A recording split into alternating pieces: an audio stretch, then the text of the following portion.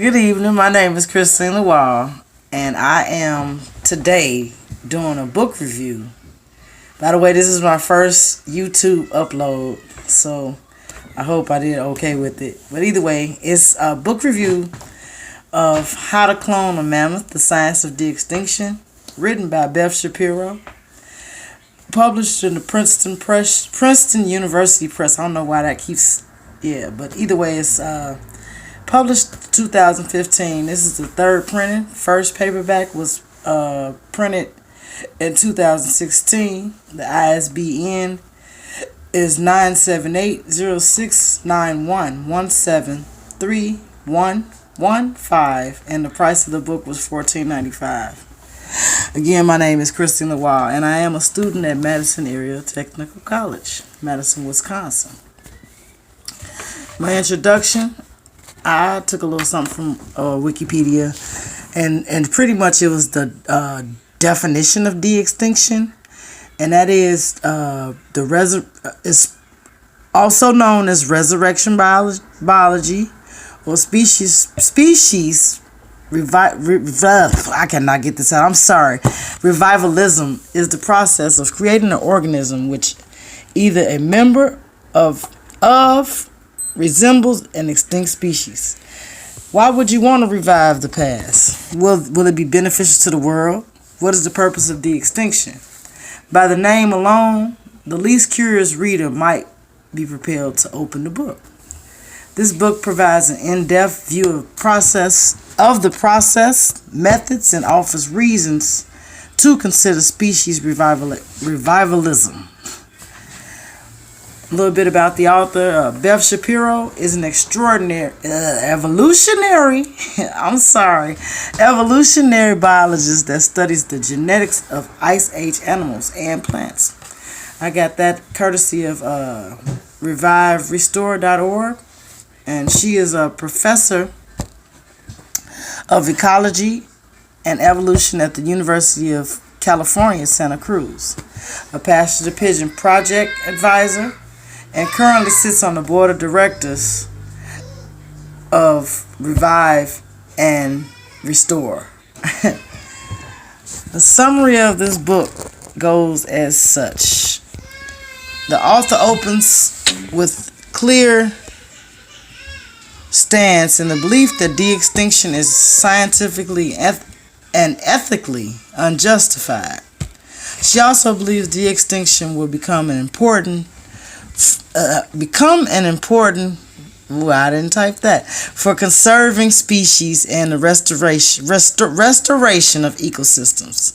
Considering herself an enthusiastic realist, she guides the reader through the detailed experience through the breakdown and personal account of the de-extinction process. She provides not only her view, but also the ideals of those who may it's just not coming out. I'm sorry. Those who may have adverse opinion to what she feels with respect to what we should be doing to correct the current extinction crisis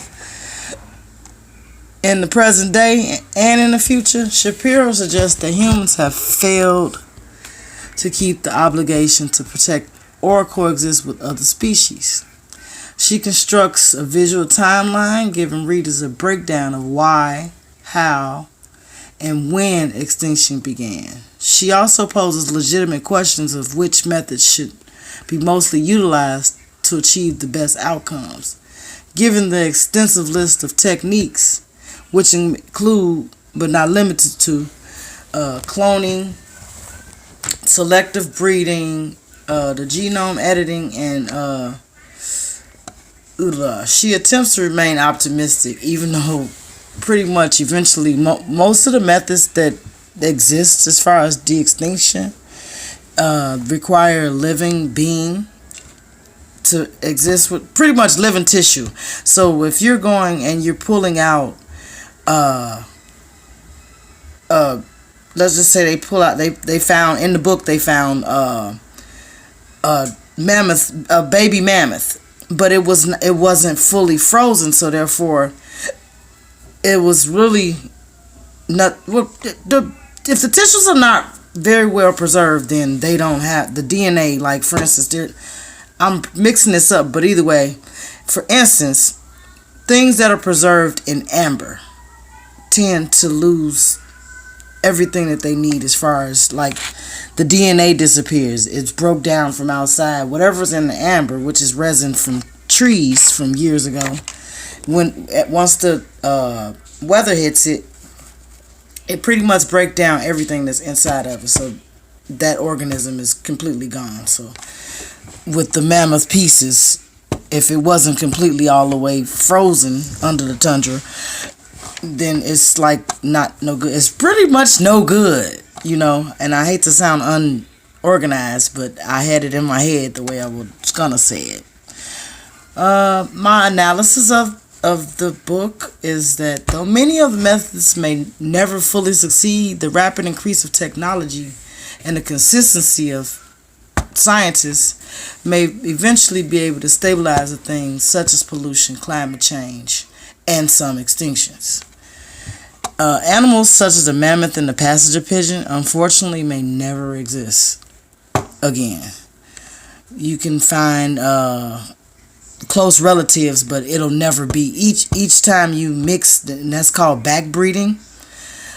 You can mix those in. You can mix different breeds together, but it'll always be something different. That's, you know, each time you regroup, the genes change, the DNA, the genome changes. I sound a little lost, but everything changes with each reproduction. So it's no way around that. All chosen species require, like I said, live or very well preserved DNA, which right now currently you got preserved DNA specimens, but is that one of the chosen that they're choosing to actually recreate and bring back? And what ultimately the questions that she asked during the, well, I don't want to get a book away, because it's like she asked all these questions and I can't like really give them away to you. It's best that you like really get the book and read it. It's a pretty good book though. For a person, me personally, it took nails, teeth, and a little bit of hair for me to actually finish the book. But overall, she gave pretty much, I'm going to break that down now. She pretty much, I appreciate, what I do appreciate from Dr.